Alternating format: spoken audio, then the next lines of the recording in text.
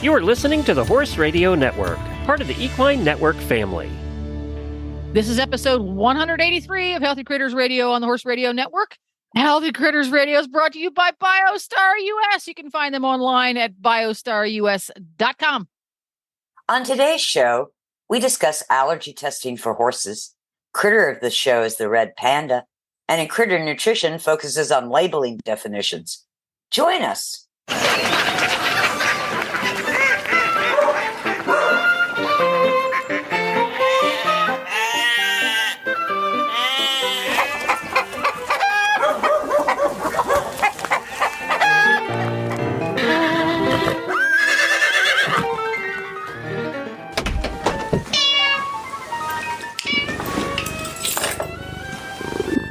This is Coach Jen. I'm Tigger. And Patty's not here. That means it's party time. She went AWOL. AWOL on us. Well, even when Patty's not here, I get to pick the chit-chat topic because by the time it gets to this time of the day, Tigger's all in. Or all out, as the case may be.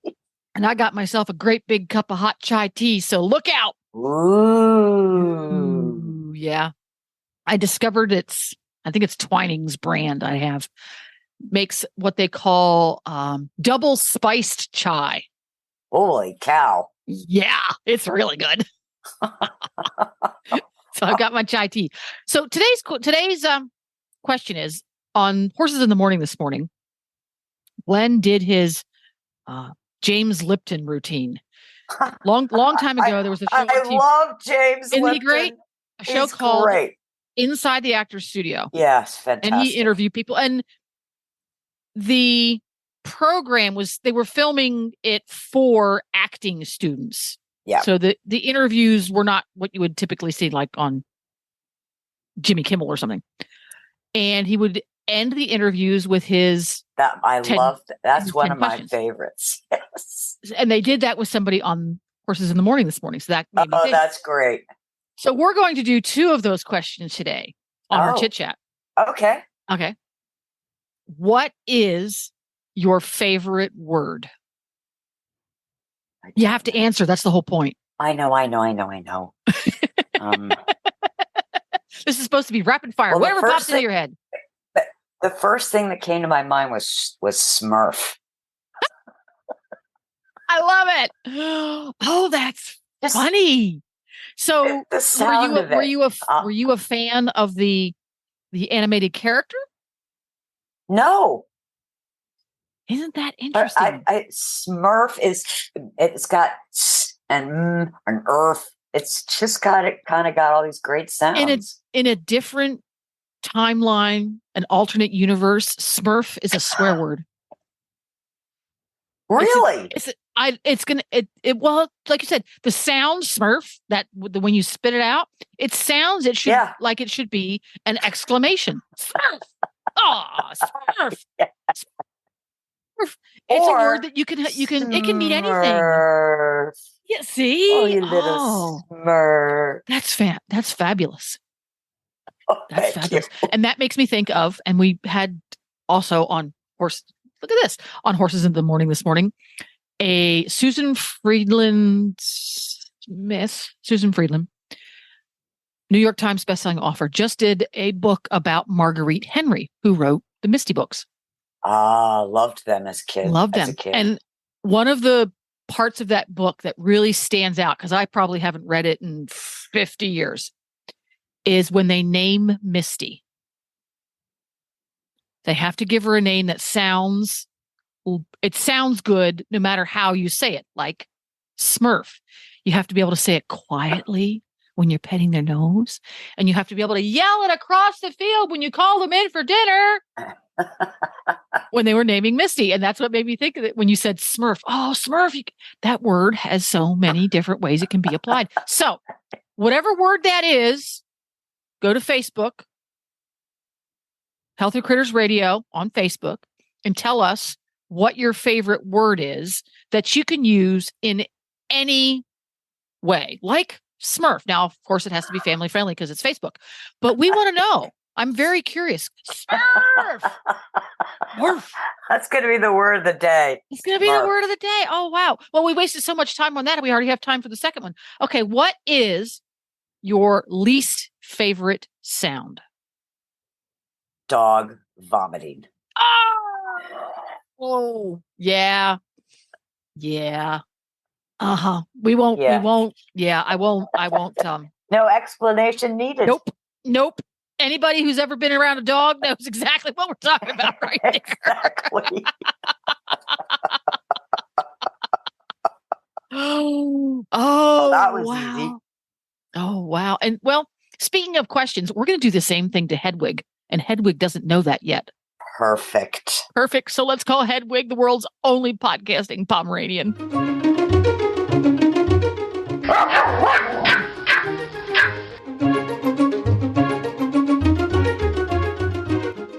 Hedwig! Hetty! Hello. Don't know why you say goodbye. I say hello. Hedwig, we're going to have fun today. Yeah. Good. We could use some fun. We're going to ask you 2 questions from James Lipton's TV show, Inside the Actors Studio. Okay. Mm-hmm. And I asked Tigger these same 2 questions earlier today. Did she get them wrong? She got them absolutely right. Oh. Are So they there's very pressure? A lot Are of they pressure. very easy questions? They are. Okay, good. Okay. Are you ready? Yeah. No help from your human, no help from your siblings. I cannot imagine my human would be helpful. She's only helpful when she has cheese for you. Yeah. Cheese. Okay. I might have given it away. What's your favorite word? Oh, my favorite word. Small. That's almost Smurf. Small. I know. Really? That's surprising. Why small? Well, it's spelled Smolll. And it's the type of dog I am, a small dog. I see. Not small like us humans talk about. It's the Pomeranian Hedwig's small. Okay. Got it. Small. I like it. Small. All right. Small. Now, what are some applications for that word in your life? I'm just a small dog. Please lift me up those big stairs. Okay. And would this apply? I would like a small amount of cheese. No. Your brain is small. Please give me all the cheese. There we go. Okay, next question. What is your least favorite sound? Oh, the P's. I don't like the words with P's in. You don't like words with P? No, or T. I don't like T. No. So a word like dwarf is very rewarding to say. A word like tuppence is irritating. Really? Yes. Pittance. Really? Pittance is a word that makes me want to go absolutely ballistic. Oh, but that has a T in it, which makes it even worse. But not with a P. Okay. So P's and T's in the same word make you a little twitchy? Unacceptable. Okay. Wow. Your podcasting Pomeranian OCD is beyond anything I ever imagined. Thank you so much for sharing. I think it's very likely you have not really considered my many, many intellectual predilections. I have not. And that's a word with a P and a T in it, by the way. I know. That's why I chose that word. Does that word make you uncomfortable? Predilections? Yes. Yes, I see. So we'll try not to use it anymore. Or we'll use it a lot next time. Use it a lot. There we go. The word of the day, by the way, Hedwig, is we have a word of the day on Healthy Critters every time now. First time today, but we're going to continue it. And today's word is Smurf. Is it? Yes. It's not really a word. It is a lovely word. It's a fantastic word. The word. We love it. Smurf. Boy. Yep, it's a great word.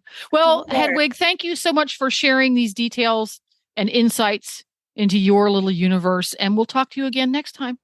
Always nice to share my predilections with you. I knew that was coming. Thanks, Hetty. Au revoir. And now it's time for the breed of the show. So now we're at the critter of the show portion, and I chose the red panda. Stop right there. And if you're... Everybody knows pandas are black and white. I'm just calling you out. Actually, red pandas are the only true panda. Giant pandas belong to the bear family. Ooh. Red pandas actually developed like 2 million years before the big pandas. Now, they do have some shared characteristics, bamboo, and they have a bonus digit called a pseudo thumb. The term panda comes from Nepalese words Negalia ponya, which translates to bamboo eater. There are 2 distinct species of red panda. By the way, I love the giant pandas, but they're impractical to have in my living room. However, a Chinese red panda or a Himalayan red panda, they're a little bit bigger than a cat, would be perfect. So that's why I like them. The Chinese red pandas have a redder face and more tail rings, and the Himalayan red pandas are smaller and have lighter colored fur. They are carnivores, but they rarely eat meat. Carnivore refers to their biological order, not their dietary preference. I didn't know they could do that. Okay. Red pandas, yes, isn't that interesting? Red pandas descended from a shared ancestor with other carnivores. They share cat-like facial features and teeth, but they switched to a bamboo diet more than 2 million years ago. Wow. Their teeth are designed for ripping and shredding, but somewhere along the way, they decided, this is a quote from a curator for red pandas at Zoo Knoxville, quote, "The pandas decided bamboo doesn't run away. It's always green. It's a big grass. You can always find it. I'm going to find a way to make this work."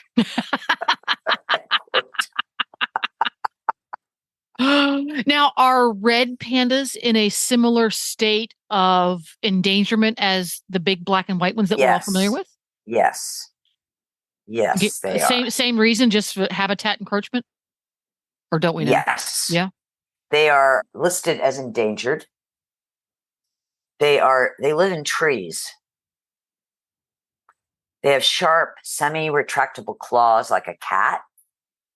And they are able to go, like, not only climb up, but they can go head down because they have flexible ankles, which is pretty cool, I think. They always crawl down a tree head first. And their fibula and tibia are attached in a way that allows their feet to rotate 180 degrees. Ew! Giving their curved claws a better angle to grip tree bark. I think that's incredibly clever. Yeah. They have swivelly so ankles. Their home is... Their home are the mountainous forests of China, India, Nepal, Bhutan, and Myanmar. They camouflage very well, so it's very hard to see them. Fewer than 10,000 survive in the wild. Wow. It's a pretty small number. Yeah. Hundreds live in zoos. Those that have survived in the wild are confined to pockets of intact forest. The animals are isolated in small groups, and losing maybe one female, for example, may totally wipe out the reproductive potential of the whole group. There's a competition between human and red pandas for space and resources. Poaching is a huge threat to red pandas. Some animals are taken from the wild to be kept as pets, and others are killed for their fur. Red pandas like to live on their own, except for moms and their cubs. Males are solitary, and they've got to work to find a female partner and search for a suitable mate in the winter and the spring. To alert other pandas to their presence, males mark territory with scent glands on their feet, which is amazing to me. The glands secrete a colorless liquid that is pungent to pandas but odorless to humans, which I find fascinating. Females are only fertile for 1 or 2 days a year. So they also have that in common with the big black and white ones. Interesting. Uh-huh. And the red panda's gestation period is as short as 93 days or as long as 156 days. Wow, that's quite a spread. Yeah. Yeah. When are you going to have your baby? Oh, sometime this year. Yes. The litters are 1 to 4 cubs. According to this expert, newborn red pandas are about the size and shape of a Twinkie. Oh, is that Smurf? Smurf! Ah, Smurf! And young pandas pounce and play and build skills. They're considered full grown after 2 years and reach the house of a fluffy house cat. They conserve their energies by slowing their metabolic rate. They drift into a deep sleep, kind of like hibernation, dropping their core body temperature and respiration. Red pandas' tails not only help them balance as they navigate trees, they also act as built-in blankets. Also, they have a tail too, huh? Yes. Oh, yeah. They're not a bear. Giant pandas are bears, and red pandas are not. Huh. So I wonder and when why the temperature gets warm, red pandas stretch out on the branches and pant to stay cool. So that's a few basics about red pandas I find incredibly adorable. The red and panda I basics. Want one. Right there. And you want one. I would never take one out of the wild. But they are. Have you seen a picture of them? They're adorable. Yes, of course I had to Google it. they're like a fox cat cross. Yeah. They're very much. They don't look bear-like at all. No. Yeah. So which came first, the big black and white panda, or the red panda? I don't know. Not which one came first, but which one got named first. You want to see where I'm going with that? It's because the panda bear is a bear. The red panda is not a bear. So the word panda, was that applied to the little guy first and the big one was named wrong, or was it applied to the big one and the little one got named wrong? Because I want to know not only how do you do allergy testing for horses, now I need to know where the word panda came from. So I'm going to have to go. I just told you. Nigala Ponya, which translates to bamboo eater in Nepalese.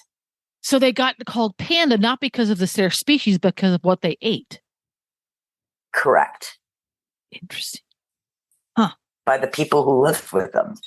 Interesting. There we go. So I could be called pizza.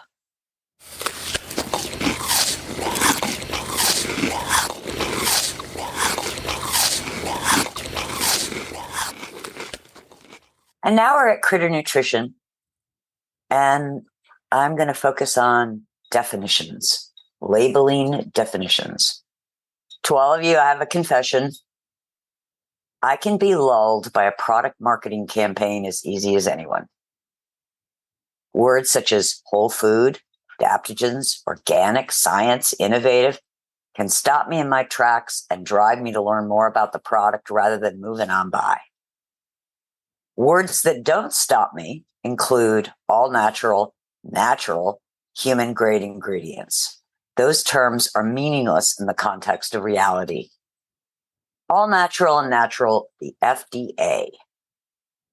Products like lemon-flavored Oreos, Simply Cheetos, and natural Skippy peanut butter meet the FDA guidelines for natural because they don't have artificial ingredients or added food colorings.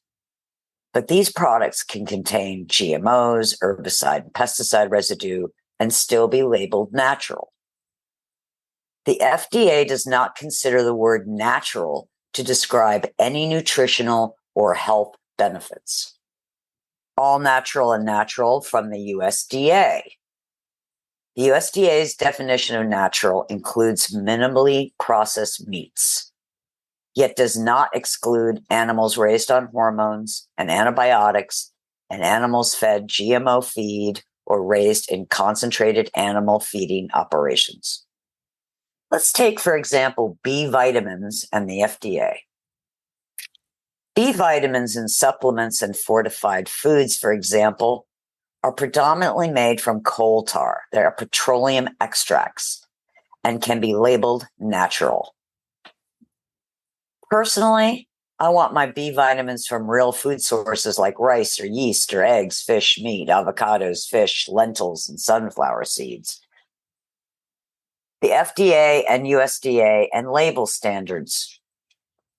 The FDA and USDA have not engaged in rules to establish a formal definition for the term natural and meaningful labeling standards. They have started a formal process to address the natural labeling issue. Many companies in the food industry oppose labeling changes.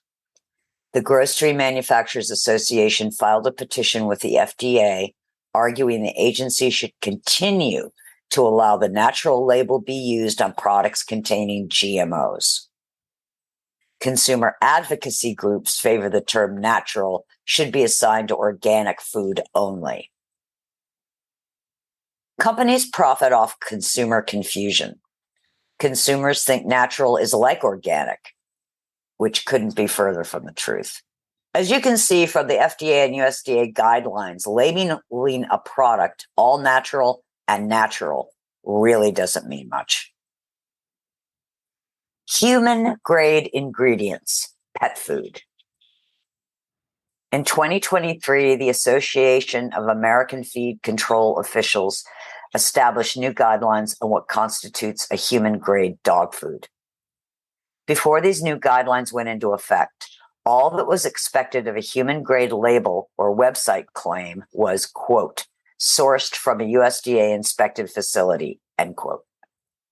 All meat foods go through an inspection where edible for the human market and inedible for the pet market is determined. So AFCO created these new guidelines for human grade labeling. Number one, human grade includes the entire product and every ingredient in it. Number two, all supplied ingredients are fit for human consumption. Number three, every ingredient and all products are stored in compliance with the FDA's controls for human food. Number four, the manufacturing facility is licensed to produce human food. Number five, statements of quality or grade cannot appear on the ingredient statement. Number six, manufacturers must maintain written procedures documenting proper handling throughout the distribution channel. Now, based on AFCO's guidelines for human grade dog food, raw food for dogs doesn't qualify. Since AFCO states that all ingredients be edible for humans, raw meat isn't considered human edible without cooking. Cooked, fresh dog foods can be labeled human grade, but not raw food. The raw food you buy your pet may be for the human food chain, but the company cannot label the food human grade. Natural and artificial flavorings. For a flavoring to be labeled natural, according to the FDA, the flavor must be derived from plant or animal material. But this can be only 10% of the flavoring itself. For example, a natural flavoring such as apple can be comprised of 80 to 90% chemical additives. These include preservatives, emulsifiers, solvents, flavor modifiers, and more.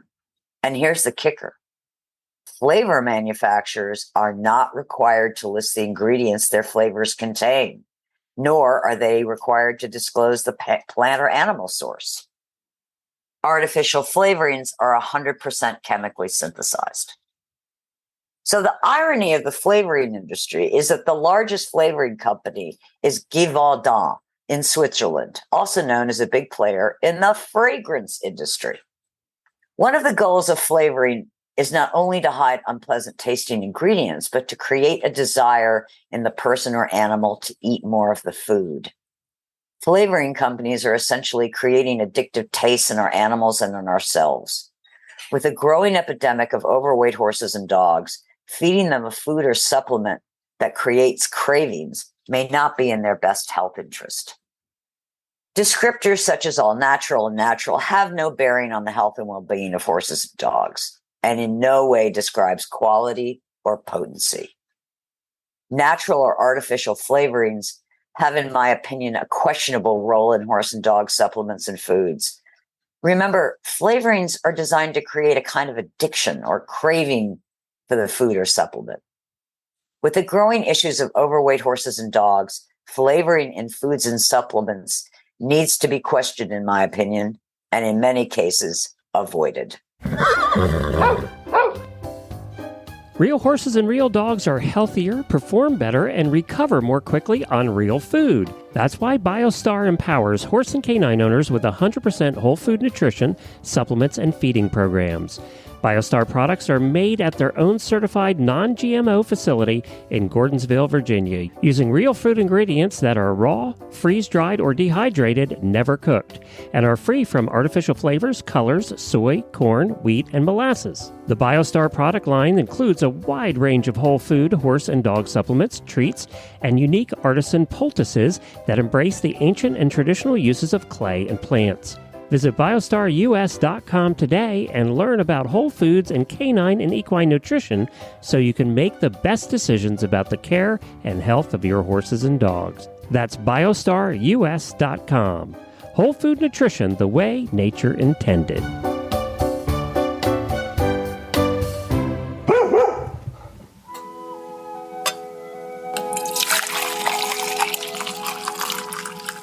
Our roundtable today is the topic of, is it time to get your horse allergy tested? And before Jen asks me, I'm going to intercede with what I know she's going to ask me, which is, Tigger, what made you think of that? You're getting good at this. You're getting so good at this. Yes. I have been reading a lot of allergy tests from clients. And this is kind of the time of year, spring and summer, and to some degree fall, where horses that just don't seem to respond to anything but still aren't quite right. I get a call, and one of the first things when they explain everything that the vet has done and everything that they have done, I say, have you had your horse allergy tested? And a lot of times people's response to that are, no, I haven't had my horse allergy tested, and I've heard it's kind of bogus and you can't really trust it, and da-da-da-da-da. And my point about allergy testing is, you're right, it is not 100% perfect. It's not any less perfect, really, in my mind, than the test for EPM and Lyme's. You do get false positives on all these tests. It's a tool in the toolbox. And when you've tried everything else and your horse is still not quite right, getting an allergy test gives you a place to start. In other words, which primarily is food. And I can tell you just from personal experience, I would say that 90% of the allergy tests that I read from customers, when they eliminate the foods with the high number of IgG response on the panel, and let's say it's the common ones, flax, soy, and alfalfa. When those are removed, either within days or weeks, the horse improves. Sometimes it's in 24 hours. Wow. Yeah. And what's really interesting is that with some horses in a year, when you retest, they will not have the same high numbers to those allergens. Now, some still do, but some don't. And you can start reintroducing those foods. Interesting. Yeah. And sometimes where I go with allergy testing is for the horse that performance-wise, he's perfectly sound, He has a good appetite and no problems there, but he's just not quite right. You can tell, the rider tells me the look in his eye, they've treated him for ulcers, blah, blah, blah, blah, blah. And he still just isn't right. And riders know this, owners know this. We know our horses really well. And then we do an allergy test and we find out, wow, he's been getting a feed that has Timothy in it and he's allergic to it. Take the Timothy away. The horse feels better, brighter, happier, can work better. So for somebody who's never had a horse allergy tested before, how do you do an allergy test? Do you poke them with those little pokey things like you do with people? What happens? Well, there's two kinds. There's the blood draw. The vet comes out, pulls the blood, sends it off to the lab. The other is where they actually do the skin prick. That's a very detailed, takes about half a day, according to UC Davis, because they're going to go through every single mosquito, bug, fungi. Mm-hmm. But I would assume, though, that one's going to give you a lot more clear, accurate results than the other one? For sure. Okay. And I don't tell people which test to get. I just say, get them tested. Mm-hmm. And I would say most people go for the blood first because we have this tendency with our horses, we want to get it fixed. And when you've been, I don't want to say floundering, but I'm going to say floundering. When you've been trying to get your horse right and nothing has worked, and, the vet has gone, I've done everything I can, and you go, okay, I'm going to get him allergy tested, and you get it back in 7 to 10 days. No, it's not perfect, but it gives you a place to go. And then, if you want to get really more detailed and you want to get into, serum injections for the allergy, then you go for the skin test.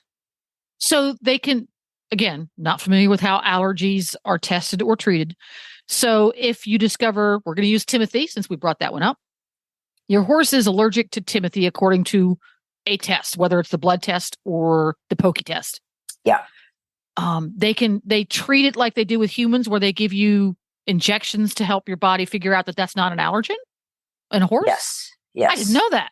Yeah. Can they only do that with certain substances or whatever your horse is allergic to? I don't know. Oh, now we're going to have to go find an allergy expert. So few, there's not a lot of owners that do that with their horse. That, yeah. They just do the elimination diet. But then if your horse is allergic to a fungus, that you might, because you really can't eliminate fungus in their world. They're exposed to it all the time. If you find something that's ubiquitous, pine pollen. Interesting. See, now I'm going to go down the rabbit hole of finding an equine allergy expert, because now I want to know. Because I have an itchy pony and a horse that breathes like Darth Vader. So I want to know. Yeah. Breathing can be heavy breathing can definitely be a sign of an allergens. Yeah. At first I thought it was his bedding, because they both get a little coffee if they're left in a stall with pine shavings.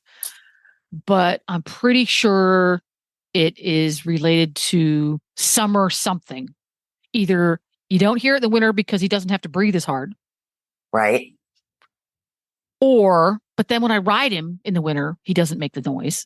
But in the summers, as the summer ramps up, it increases. But he never has any of those heavey moments. You can just hear him breathe. It's almost like he's got roaring more than a breathing problem. It has that sound to it. Okay. But he didn't come with it. He was exposed to some really bad smoke once, and that's when it developed. Yeah, but it's never changed. It was really bad the first year. Now it's but it is seasonal. I don't notice in the winter. A nebulizer might be beneficial for him in the summer. Yeah. Well, he stands around and takes up space in the summertime. He's also anhydrotic, so I can't ride him. So I'm like, oh, just breathe any way you want, dude. Oh, man. Oh, is he improved in the anhydrosis? He has. And I'm chalking it up to the 153rd use of coconut oil that I mentioned before. Yes, you did. Because I've been giving him the 1AC since it started 3 years ago. But I didn't see an improvement till I started using the spa oil treatment. That's when I started to see an improvement. So I'm chalking it up to that. And lack of bathing. I did give him a bath once this summer so far because he gets so sticky, sweaty, stinky. Yeah. He doesn't get rinsed. He doesn't get washed. He's sweaty almost all the time. So it's really hard to groom him. So he actually stinks. Nice. He has armpit odor. So I did give him a bath once this year and he didn't sweat for about 3 days. Wow. I really had to play catch up with his coat to get him back to normal. But now the temperatures here right now are mid to upper 90s every day. Oh. Mid to lower 80s at night. And when I go out to the barn in the morning, 9-10 o'clock in the morning, he's been standing outside. Great, because he's out 24/7 pretty much. And he's been out in the sun grazing. He'll be damp on most of his body, which I'm calling that a win. I'm calling that a win. Yeah. Yeah. So now he absolutely does not sweat if he gets ridden. As soon as he starts to work where a horse would sweat from working, dries up like a wow. So there's no riding involved. It's a lot of, let's do some liberty work and let's do some groundwork and let's go for a walk in the trees. But now I want to go down and find an allergy expert and find out exactly how these tests work, what they test for, how it happens, the whole thing. I need to know. Of course. Stay tuned, people. Stay tuned. So that's interesting. Now, how I completely hijacked your roundtable. No, that was perfect. Thanks for listening, everyone, and thanks to our sponsor, BioStar US. You can find them online at biostarus.com. Get the Horse Radio Network phone app on iOS or Android by searching for Horse Radio Network in the App Store. It's free and easy to use. For details about today's show, go to healthycrittersradio.com, where you can find links, photos, and more information about our guests. As always, we love your feedback. Please follow us on Facebook under Healthy Critters Radio. Be sure to visit all the great shows on Horse Radio Network at horseradionetwork.com. Love your dog. Hug your horse. Feed your chickens. Clean your litter box. Dance with your goat. Slither with your snakes. Howl at the moon. Hang with your hamster. Party with your parrot. Waddle with your walrus. Outwit your otter. Cuddle your cows. Rap with your raptor. Go chipping with your chipmunks. Forgive your fox. While hedging your hog. We also recommend that you rack with your raccoon. Gyrate with your giraffe. Meditate with a meerkat. Uber with your orangutan. Facebook with your flamingo. Ponder with your panda. Walk with your Wookiee. Yawn with your yak. Twitter with your toucan.